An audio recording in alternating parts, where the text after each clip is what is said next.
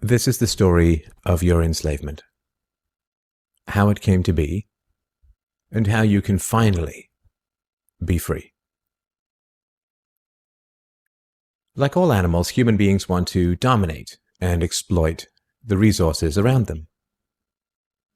At first, we mostly hunted and fished and ate off the land, but then something magical and terrible happened to our minds.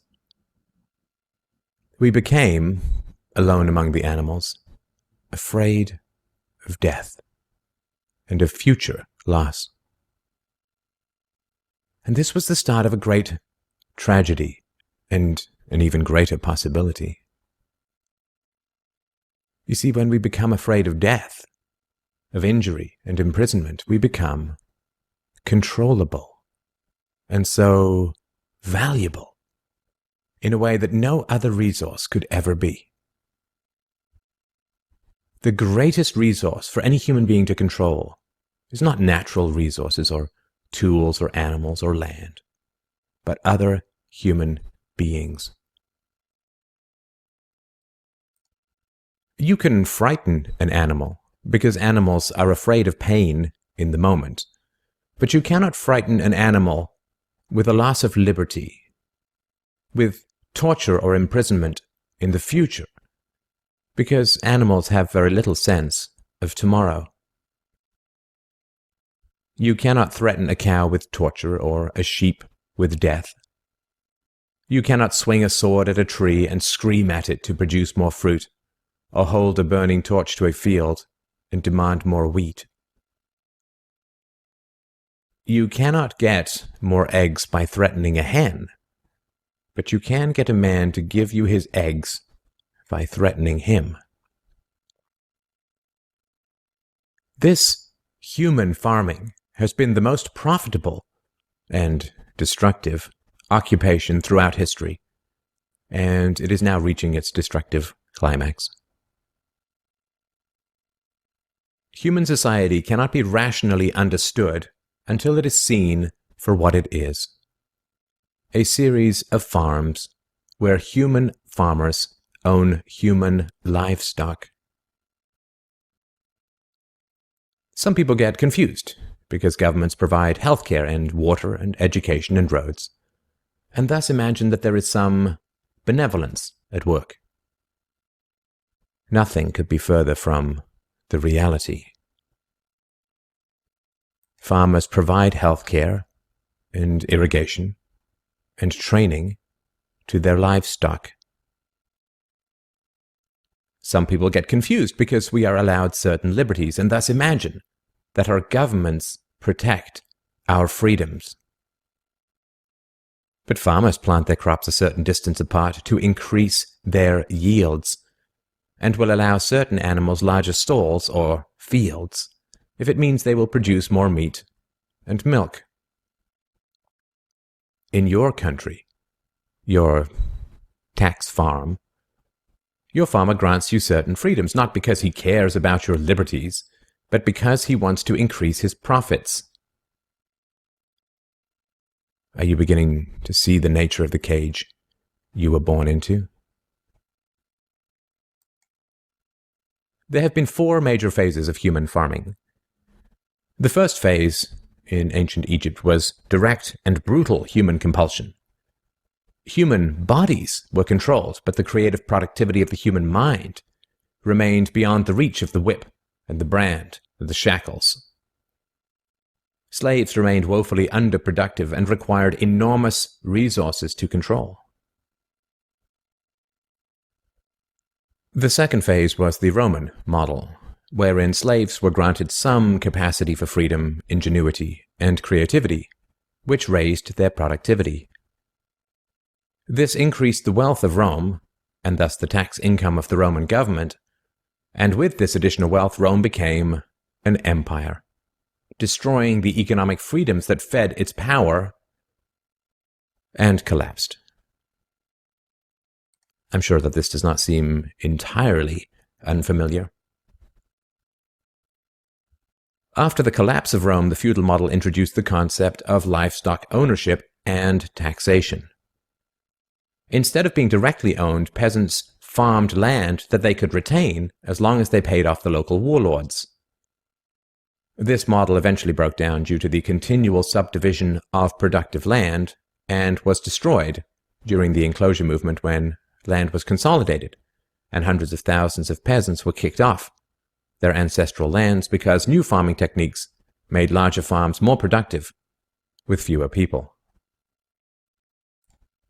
The increased productivity of the later Middle Ages created the excess food required for the expansion of towns and cities, which in turn gave rise to the modern democratic model of human ownership. As displaced peasants flooded into the cities, a huge stock of cheap human capital became available to the rising industrialists.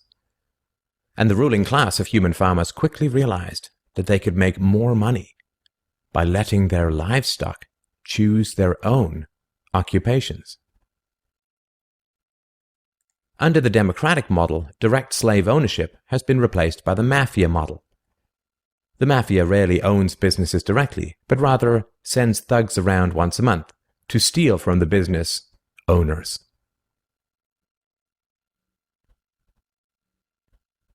You are now allowed to choose your own occupation, which raises your productivity, and thus the taxes you can pay to your masters.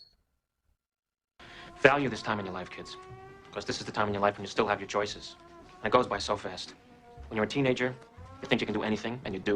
Your 20s are a blur. 30s, you raise your family, you make a little money, and you think to yourself, what happened to my 20s? 40s, you grow a little pot belly, you grow another chin. The music starts to get too loud. One of your old girlfriends from high school becomes a grandmother. 50s, you have a minor surgery. You'll call it a procedure, but it's a surgery. 60s, you'll have a major surgery. The music is still loud, but it doesn't matter because you can't hear it anyway.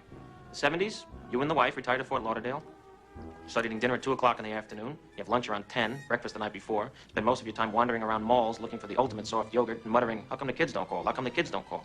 The 80s, you'll have a major stroke. You end up battling with some Jamaican nurse who your wife can't stand, but who you call mama. Any questions? Your few freedoms are preserved because they are profitable to your owners. The great challenge of the democratic model is that increases in wealth and freedom threaten the farmers.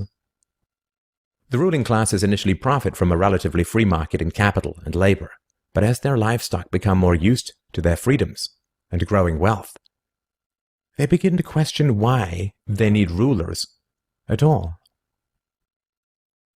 Well, nobody ever said that human farming was easy.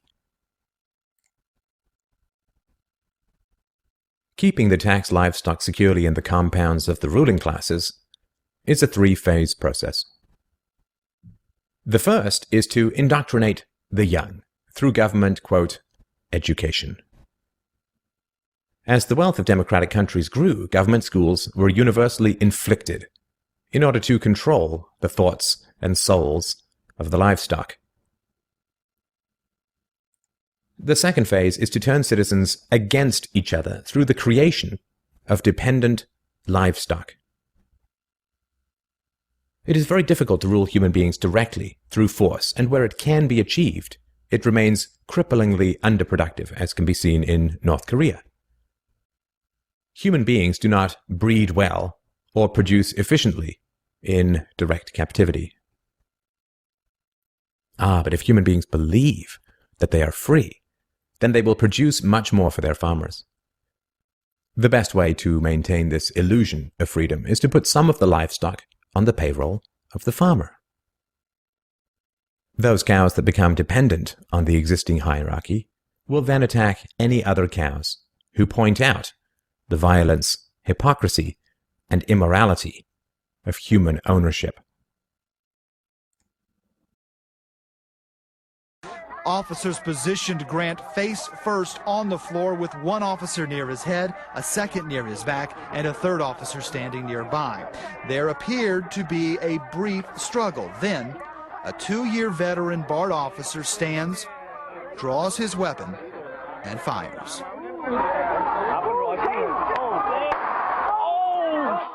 Freedom is slavery, and slavery is freedom. If you can get the cows to attack each other whenever anybody brings up the reality of their situation, then you don't have to spend nearly as much controlling them directly.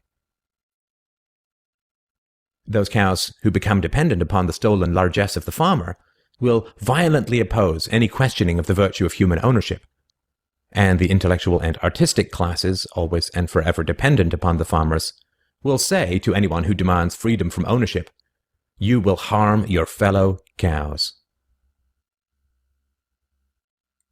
The livestock are thus kept enclosed by shifting the moral responsibility for the destructiveness of the violent system to those who demand real freedom. The third phase is to invent continual external threats so that the frightened livestock cling to the protection of the farmers. This system of human farming is now nearing its end. The terrible tragedies of modern Western economic systems has occurred not in spite of, but because of past economic freedoms. The massive increases in Western wealth throughout the 19th century resulted from economic freedoms. And it was this very increase in wealth that fed the size and power of the state. Whenever the livestock become exponentially more productive, you get a corresponding increase in the number of farmers and their dependents. The growth of the state is always proportional to the preceding economic freedoms. Economic freedoms create wealth, and the wealth attracts more thieves and political parasites, whose greed then destroys the economic freedoms. In other words, freedom metastasizes the cancer of the state. The government that starts off the smallest will always end up the largest. This is why there can be no viable and sustainable alternative to a truly free and peaceful society.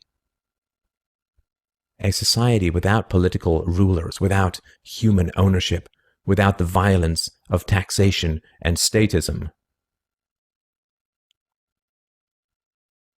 To be truly free is both very easy and very hard. We avoid the horror of our enslavement because it is so painful to see it directly. We dance around the endless violence of our dying system because we fear the attacks of our fellow livestock. But we can only be kept in the cages we refuse to see. Wake up. To see the farm is to leave it.